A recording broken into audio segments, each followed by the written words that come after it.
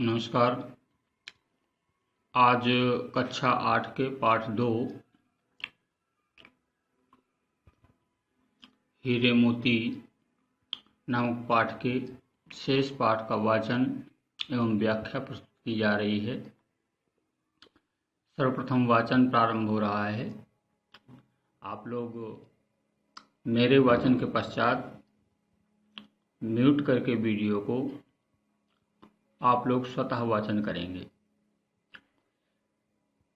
यह दूसरी एक लोक कथा है जो कि भूटान देश की है।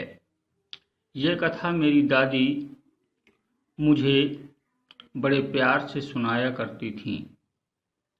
एक व्यक्ति बड़ी पवित्र भावना से हमेशा महात्मा बुद्ध का स्मरण किया करता था। एक दिन उसकी भेंट महात्मा बुद्ध से हो गई। उसने बुद्ध के चरण स्पर्श किए। बुद्ध ने आशीर्वाद दिया।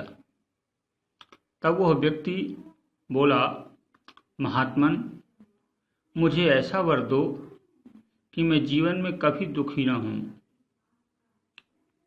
बुद्ध मुस्कुराए और बोले, यह वर मैं तुम्हें दे सकता हूं। तुम एक काम करो, सबसे पहले ऐसे घर का पता लगाओ जहां कोई दुख न आया हो। उसके बाद मैं ये वर तुम्हें दे दूंगा। वह व्यक्ति मान गया। वो घर घर भटकने लगा। महीनों भटका, पर उसे ऐसा कोई घर ना मिला जहां कोई दुख ना हो। 3 वर्ष बाद उसकी भेंट फिर महात्मा बुद्ध से हुई। उसने उनको बताया कि उसे ऐसा कोई घर नहीं मिला जो दुख से खाली हो। यह कहकर उस व्यक्ति ने अपनी मांग वापस ले ली। इस कथा का आशय स्पष्ट है कि संसार में दुख सब पर आते हैं, पर ऐसा कोई घर नहीं है जहां कोई दुख ना हो। अपने चारों ओर आंखें उठाकर देखिए, हर व्यक्ति को कोई न कोई दुख है। इसलिए आपको व्यर्थ हताश उदास होने की आवश्यकता नहीं है। आपके पास 2 अनमोल वस्तुएं हैं, कर्म और समय। कर्म और समय 2 ऐसे रत्न हैं जिनमें हेर फेर का कोई प्रश्न ही नहीं है। ये आपको आपके कर्मों के मुताबिक ही मिलते हैं। इनमें कोई बेईमानी नहीं हो सकती। प्रकृति सबसे ईमानदार है। जितना आप कर्म करेंगे, समय लगाएंगे, उसकी कीमत फल के रूप में आपको अवश्य मिलेगी। किसी भी आदमी का किया गया कोई भी कर्म और दिया गया समय कभी व्यर्थ नहीं जाता। उसका फल उसे अवश्य मिलता है। दूसरे शब्दों में कहें तो कर्म और समय एक ही सिक्के के 2 पहलू हैं। कुछ व्यक्ति समय का प्रयोग बुरे कर्म करने के लिए करते हैं और कुछ लोग समय के महत्व को समझकर अच्छे कर्म करते हैं। कर्म की क्षमता और समय सबके पास है। इनका उपयोग कर प्रत्येक व्यक्ति जो चाहे सो पा सकता है। प्रकृति का नियम है, कर्म करो और फल पाओ। ज्ञान कोश में कुछ बिंदु दिए गए हैं। पहला बिंदु है दुनिया में सफलता के शिखरों को छूने वाले अधिकांश लोग गरीब घरों में पैदा हुए थे, लेकिन अपनी समझ, निरंतर मेहनत, समय के सदुपयोग के बलबूते पर उन्होंने सफलता की ऊंचाइयों को छुआ। दूसरा बिंदु है, एक सफल धनवान ने कहा है, गरीबी में पैदा होना तुम्हारा दोष नहीं है, लेकिन गरीबी में मरना निश्चित तौर पर तुम्हारा ही दोष है। तीसरा बिंदु है, बड़ा सोचो, जल्दी सोचो, आगे सोचो। विचारों पर किसी का एकाधिकार नहीं है। इस भाग में आए हुए कठिन शब्दों पर ध्यान देते हैं।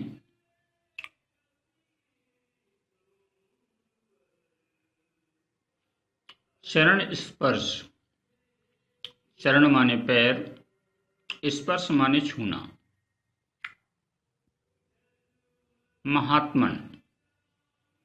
महात्मा व्यक्ति को संबोधित करने के लिए महात्मन शब्द का प्रयोग करते हैं।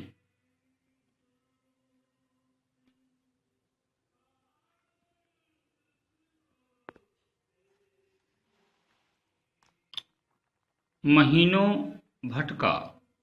भटका माने इधर उधर घूमा।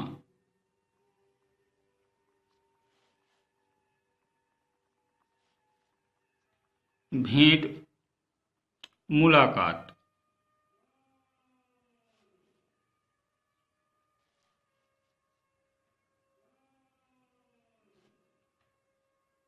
आशय, मतलब।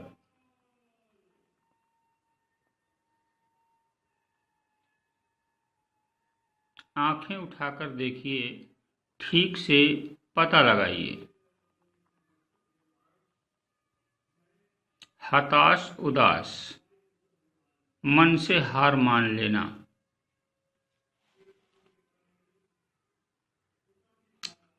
रत्न, हीरे मोती जवाहरात रत्न कहलाते हैं। हेर फेर, कमी निकलना। मुताबिक, के अनुसार।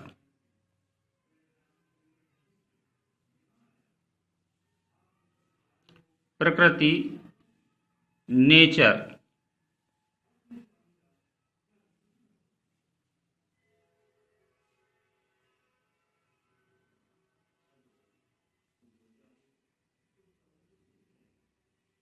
व्यर्थ, बेकार।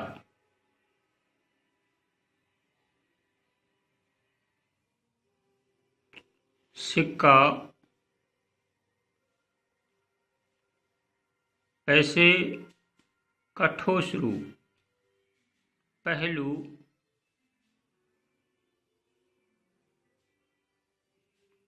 आवरण।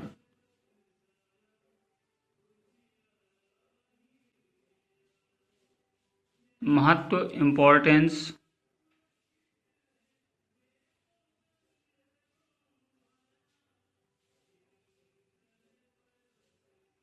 इस प्रकार से इस पाठ में आए हुए कठिन शब्दों के अर्थ बताए गए। अब इस पाठ से के इस भाग की व्याख्या प्रस्तुत की जा रही है। यह कहानी दूसरी कहानी है पाठ में, जो भूटान देश की कहानी है। भूटान देश हमारे देश के उत्तर में नेपाल के पास एक छोटा सा देश है, जिसकी संस्कृति और सभ्यता भारत की संस्कृति और सभ्यता से मिलती जुलती है। यह कहानी लेखक को उनकी दादी उन्हें बड़े प्यार से सुनाया करती थी। आप लोग भी घर में जब खाली समय होता है, बड़े बूढ़ों के पास बैठते हैं, तो आपको अनेक शिक्षाप्रद कहानियाँ आपके बड़े बूढ़े दादा दादी इत्यादि सुनाया करते हैं। यहाँ ये कहानी है, एक व्यक्ति बड़ी पवित्र भावना से हमेशा महात्मा बुद्ध का स्मरण किया करता था। भूटान में एक आदमी था जो महात्मा बुद्ध का भक्त था और उनका पूजन भजन किया करता था। महात्मा बुद्ध का जन्म आज से लगभग 2500 वर्ष पूर्व हुआ था। इनके बचपन का नाम सिद्धार्थ था और जब इन्होंने देखा कि संसार में लोग बहुत दुखी हैं, तो उनके दुख का निवारण के हेतु उन्होंने अपनी पत्नी, पुत्र, महल, राज परिवार एवं राज्य को त्याग कर जंगल की शरण ली और जंगल में जाकर के इन्होंने घोर तपस्या की, जहाँ उन्हें ज्ञान प्राप्त हुआ, बुद्धत्व प्राप्त हुआ और तभी से इनका नाम महात्मा बुद्ध हुआ। इनके उपदेशों को सुन करके बहुत लोग इनके शिष्य होने लगे। आगे चल करके भारतवर्ष के सम्राट अशोक इनके शिष्य हो गए और सम्राट अशोक ने बौद्ध धर्म की विस्तार और इसके उपदेशों को सारे संसार में पहुंचाने के लिए अनेकों उपाय किए। उन्हीं महात्मा बुद्ध का भक्त वह व्यक्ति एक दिन कहीं जा रहा था और रास्ते में उनकी मुलाकात भगवान महात्मा बुद्ध से हो गई। उसने आदरपूर्वक भगवान बुद्ध के पैर छुए, चरण स्पर्श किया। भगवान बुद्ध ने आशीर्वाद दिया। वह व्यक्ति महात्मा बुद्ध से कहने लगा, हे महात्मन, क्या आप मुझे कोई ऐसा वर दें कि मैं जीवन में कभी कोई दुख न पाऊं। हे प्रभु, मेरा जीवन दुखी रहता है, कोई ऐसा उपाय बताएं, ऐसा आशीर्वाद दें कि मैं जीवन में कभी दुख ना पाऊं। उसके इस अजीब आश्चर्यजनक वरदान को सुनकर के भगवान बुद्ध मुस्कुराए, हंसने लगे और कहने लगे, यह वर मैं तुम्हें दे सकता हूं, लेकिन तुम्हें एक काम करना पड़ेगा। करोगे? व्यक्ति ने कहा, हाँ महाराज, क्यों नहीं। महात्मा बुद्ध ने कहा, सबसे पहले आप ऐसे घर में जाओ, ऐसे घर का पता लगाओ जहां आज तक कोई व्यक्ति दुखी ना हुआ हो या जिस घर में कभी दुख ना आया हो।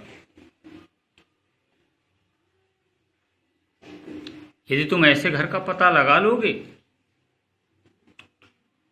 और बता दोगे मुझे कि वो घर कौन सा है, तो निश्चित रूप से मैं तुम्हें वह वरदान दे दूंगा जो तुम चाहते हो। बुद्ध की बात सुनकर के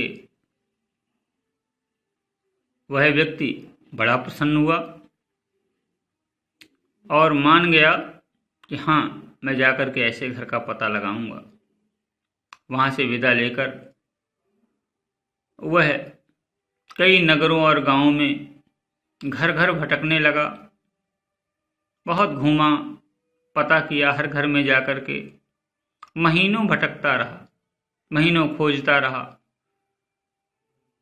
लेकिन ऐसा कोई भी घर उसे न मिला जहां किसी न किसी व्यक्ति को दुख ना हुआ हो, कोई कष्ट ना हुआ हो। और यह बात वास्तव में सत्य भी है। संसार में कोई ऐसा व्यक्ति नहीं, कोई ऐसा घर नहीं जिसे कभी न कभी कोई न कोई दुख ना हुआ हो। वह व्यक्ति बराबर ऐसे घर की तलाश में इधर उधर भटकता रहा। 3 वर्ष हो गए। 3 वर्ष तक वो ऐसे व्यक्ति की खोज करता रहा। तीसरे वर्ष के अंत में उसकी फिर मुलाकात महात्मा बुद्ध से हुई। व्यक्ति ने महात्मा बुद्ध को प्रणाम किया और प्रणाम करके बताया, हे प्रभु, मुझे आज तक कोई ऐसा घर नहीं मिला जो दुख से खाली हो, जिस घर में कभी दुख ना आया। और ऐसा कह करके वो भगवान बुद्ध से क्षमा याचना मांगने लगा। हे प्रभु, मुझसे गलती हो गई। मैं आपसे क्या मांग रहा था? मैं अपनी मांग वापस लेता हूं। उस व्यक्ति को यह महसूस हो गया था कि जो वो चाह रहा है वह संभव नहीं है। संसार का निर्माण, सुख दुख, लाभ हानि, जन्म मृत्यु, इन 2 पहलुओं के बिना नहीं हो सकता है। यह प्रकृति 3 गुणों से युक्त है, सत्व, तम और रज। ऐसा हो ही नहीं सकता कि दिन ही दिन बना रहे, रात ना हो, सुख ही सुख बना रहे, दुख ना हो, मान ही मान बना रहे, अपमान ना हो। इसलिए प्रत्येक व्यक्ति को चाहिए कि इस बात को अनुभव करे कि संसार अच्छे और बुरे दोनों से मिलकर बना है। हम केवल अच्छाई की लालसा करते रहें। अच्छाई के बाद बुराई तो आनी है और बुराई के बाद अच्छाई आनी है, सत्य और असत्य। लेकिन जो व्यक्ति मान और अपमान, सुख और दुख, हानि और लाभ, जीवन और मरण, इनको स्वीकार करता है और स्वीकार करके इनके प्रति लिप्त नहीं होता, वह इन दोनों से मुक्त हो जाता है। उसके लिए न सुख सुख होता है, न दुख दुख होता है। ये तो जीवन के अभिन्न अंग हैं। इसलिए दोनों से आसक्ति न रखते हुए केवल कर्म करता रहे, फल जो भी आए सभी में अनुकूलता का अनुभव करे, भगवान की इच्छा समझे और मन में यही रखे कि जही विधि राखें राम ताही विधि रहिए। वो भगवान, वो ईश्वर, वो परमात्मा हमें जिस प्रकार से रखना चाहता है वो उस प्रकार से हमें रखेगा। हाँ, उसने हमें कर्म करने के लिए स्वतंत्र कर रखा है और कर्म से ही भाग्य का निर्माण होता है। हमारे अच्छे कर्म हमारे लिए अच्छे भाग्य का निर्माण करते हैं। यहाँ पर इस कथा का आशय मतलब स्पष्ट हो गया है कि संसार में सुख और दुख सब पर आते हैं। कोई ऐसा घर नहीं है जहाँ दुख ना आया हो। जब आप निगाह उठाकर देखते हैं, अच्छे से परखते हैं,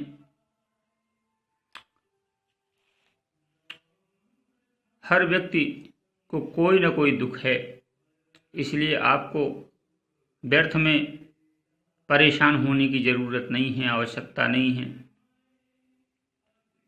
हमें निष्ठापूर्वक, सावधानीपूर्वक अपने कर्तव्य का निर्वहन करते जाना है।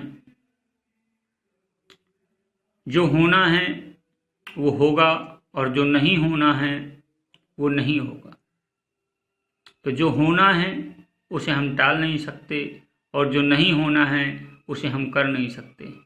इसलिए मन से हर प्रकार की उद्विग्नता हटा करके हमें जो हमारे अधिकार क्षेत्र में है, कर्म हमारे अधिकार क्षेत्र में है, फल हमारे अधिकार क्षेत्र में नहीं है।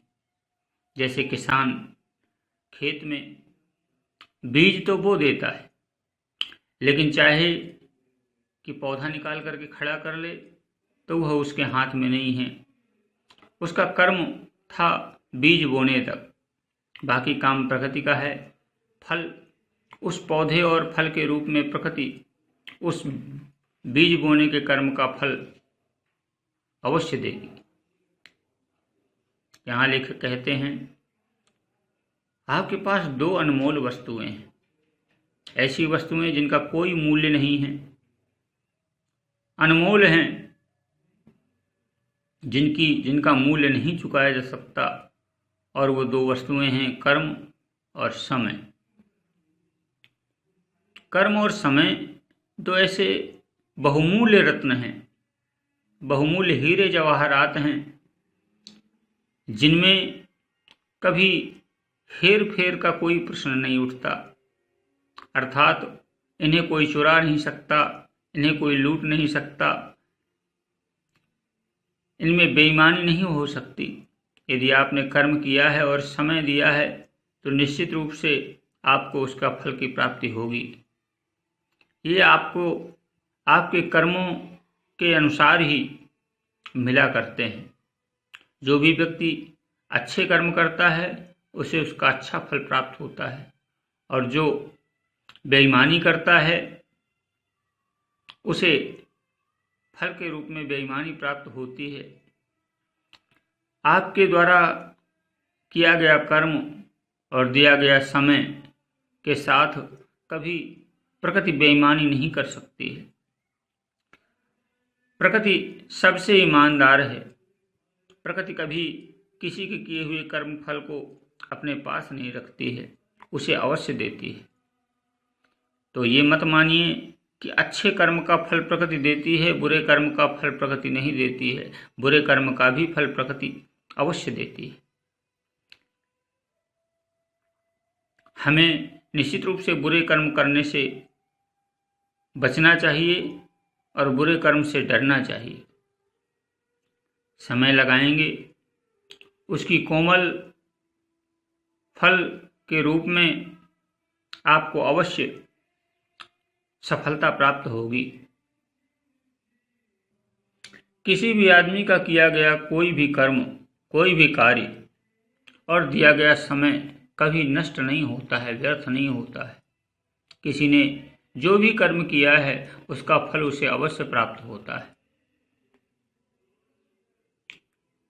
उसका फल उसे अवश्य मिलता है। हाँ, समय अवश्य लगता है। कभी कर्म का फल शीघ्र मिलता है, कभी कर्म का फल विलंब से मिलता है। अगर हम इसे दूसरे शब्दों में कहें, दूसरे रूप में देखें, तो कर्म और समय एक ही सिक्के के दो पहलू हैं। जैसे आपने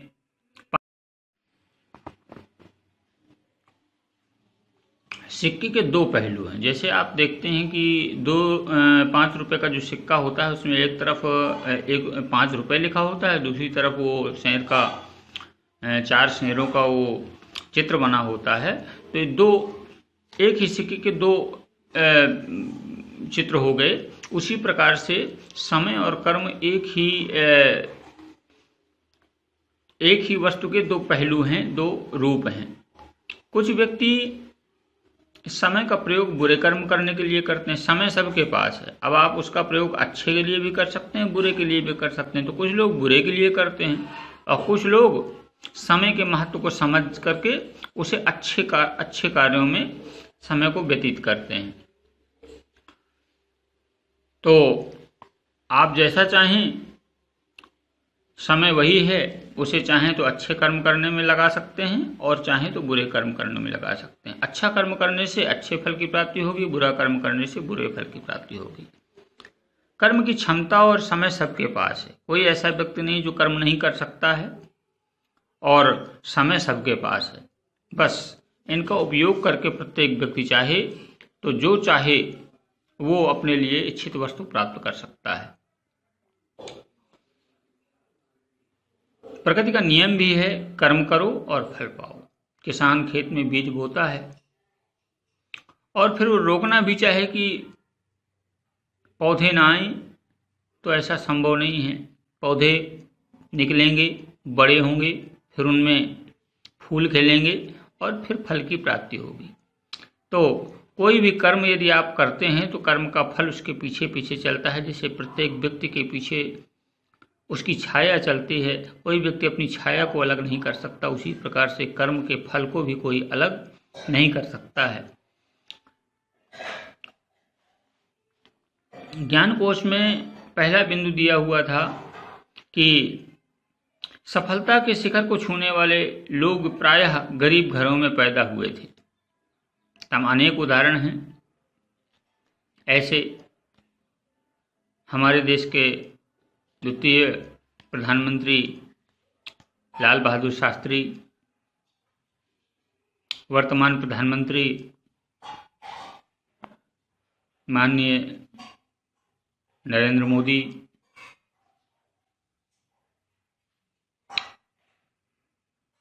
और भी बहुत सारे लोग, जितने भी महात्मा, जितने भी महान पुरुष, सूर, तुलसी, कबीर, मीरा, सब के सब अत्यंत विपन्न अवस्था में घरों में जन्म लिया, लेकिन बाद में अद्भुत और अलौकिक कार्य करके संसार में अमरता को प्राप्त हो गए। कहते हैं कि कीचड़ में कमल खिला करते हैं। जिनके सामने संघर्ष नहीं आते वो सफलता की ऊंचाइयों को नहीं छू सकता है। सोने को जितना ही तपाया जाता है उतने ही उसमें चमक उत्पन्न होती है। इसलिए रास्ते में आई हुई अनेक बाधाओं के आने पर हमें विचलित नहीं होना चाहिए, बल्कि उनसे और बल लेकर के, उनको अपना हथियार बना करके हमें आगे बढ़ना चाहिए। किसी सफल धनवान ने कहा था कि कोई भी व्यक्ति गरीबी में पैदा हो सकता है, गरीब घर में पैदा हो सकता है, लेकिन गरीबी में मरना निश्चित रूप से विचारणीय है, सोचनीय है। क्यों? क्योंकि गरीबी, कर्म करने से गरीबी का नाश होता है। जो व्यक्ति कर्म करेगा वो इच्छित वस्तुओं को प्राप्त कर लेगा। लास्ट बिंदु बड़ा ही अच्छा है। हमेशा बड़ा सोचना चाहिए, और जो बड़ा सोचो उसे जल्दी सोचो, उसके आगे सोचो। क्यों? क्योंकि विचारों पर किसी का एकाधिकार नहीं है। कोई सोचे कि मैं ही बड़ा सोच सकता हूं, तो ऐसा नहीं है। आप बड़ा सोचेंगे तो बड़ा कर भी पाएंगे। जब आप कल्पना ही नहीं करेंगे, स्वप्न देखने वाले के स्वप्न ही पूरे होते हैं। जो स्वप्न ही नहीं देखता उसके स्वप्न पूरे कहाँ से होंगे। इसलिए हमें बड़े स्वप्न देखने चाहिए, बड़ी कल्पना करनी चाहिए, और अपने उस किए गए कल्पना को साकार करने के लिए प्रयासरत रहना चाहिए, और कर्म फल को आगे प्राप्त करने के लिए हमेशा लालायित रहना चाहिए। इस प्रकार से इस पाठ की व्याख्या संपन्न हुई। आपको अगले भाग में मौखिक प्रश्न, लिखित प्रश्न दिए जाएंगे। इस पाठ के इस भाग के प्रश्नों को पाज करके आप वाचन करेंगे और एक पेज सुलेख लिखेंगे। धन्यवाद।